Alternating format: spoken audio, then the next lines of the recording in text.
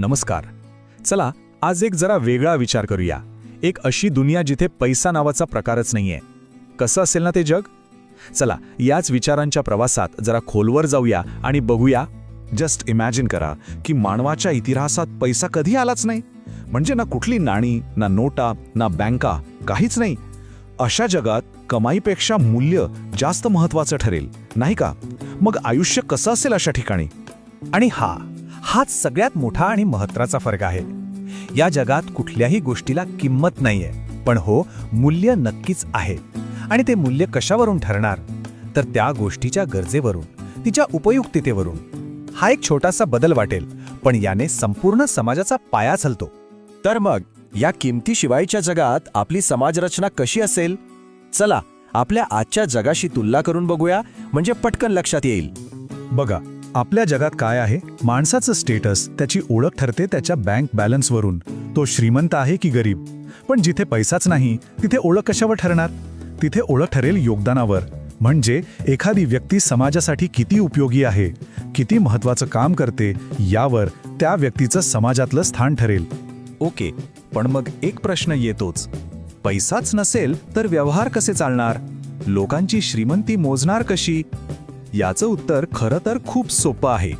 ती मोजली जाईल त्यांच्या कौशल्यात. या नव्या जगातले खरे VIP किंवा अभिजन कोण असतील माहीत आहे? तर ते जे समाजाला थेट काहीतरी देतात. म्हणजे अन्न पिकवणारा शेतकरी, जीव वाचवणारा डॉक्टर, मुलांचं भविष्य घडवणारा शिक्षक किंवा गरजेच्या वस्तू घडवणारा कारागीर. कारण इथे मान पैशाला नाही, तर थेट कामाला, उपयुक्ततेला आहे.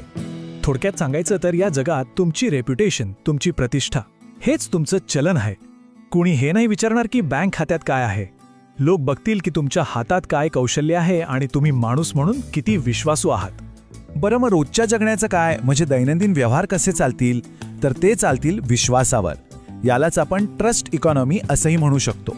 यामागची कल्पना खूप सोपी आहे. बघा, मी माझ्या कौशल्यानुसार समाजासाठी काम करतो आणि बदल्यात समाज माझ्या गरजांची काळजी घेतो. इथे व्यवहार म्हणजे असं नाही की मी काहीतरी दिलं आणि मला लगेच काहीतरी परत मिळालं. नाही, हे सगळं दीर्घकालीन नातेसंबंधांवर आणि एकमेकांवरच्या विश्वासावर चालतं. हे जे वाक्य आहे ना, मी समाजासाठी काम करतो, समाज माझी काळजी घेतो, हे या संपूर्ण व्यवस्थेचं सार आहे. हा फक्त व्यवहार नाहीये, ही एक सामाजिक जबाबदारीची भावना आहे. इथे मीपेक्षा आपण ही भावना जास्त महत्त्वाची आहे. आता हे सगळं ऐकून असं वाटू शकतं की मग ह्या जगात सगळं अलबेल असेल, म्हणजे काही भांडणं नाहीत, असमानता नाही. पण तसं नाहीये.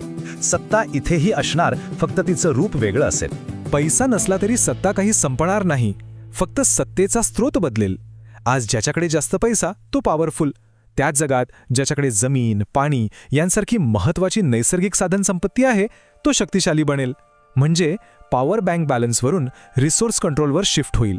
आणि टेक्नॉलॉजीचं काय? आज बघा, बहुतेक शोध हे नफा डोळ्यासमोर ठेवून लागतात. पण पैशांशिवायच्या जगात तिथे संशोधन होईल गरजेपोटी. यामुळे कदाचित प्रगतीचा वेग थोडा कमी होईल, पण ती जास्त टिकणारी, जास्त सस्टेनेबल असेल, निसर्गाला धरून असेल. तर मग काय? पैसा नाही म्हणजे टेन्शन नाही, आयुष्य एकदम निवांत? तर नाही, असंही नाही. फक्त टेन्शनची, ताणतणावाची कारणं बदलतील. आज आपल्याला कसली चिंता असते? पुरेसे पैसे कमवायची, नोकरी टिकवायची, भविष्यासाठी सेव्हिंग करण्याची. पण त्या पैशांशिवायच्या जगात चिंता वेगळी असेल. तिथे चिंता असेल की मी समाजासाठी उपयोगी आहे ना? माझी कौशल्य कालबाह्य तर होणार नाहीत ना? माझी प्रतिष्ठा टिकून राहील ना? म्हणजे स्ट्रेस संपत नाही, तो फक्त आपलं रूप बदलतो.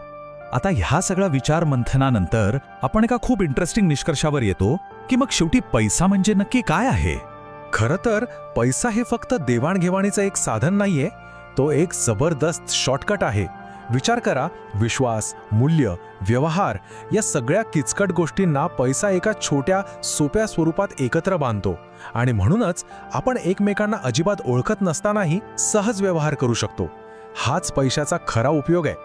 आणि हाच विचार आपल्याला एका शेवटच्या पण खूप महत्त्वाच्या प्रश्नाकडे घेऊन येतो की पैशाच्या पलीकडे जाऊन पाहिलं तर आपल्या खऱ्या आयुष्यातलं चलन काय आहे?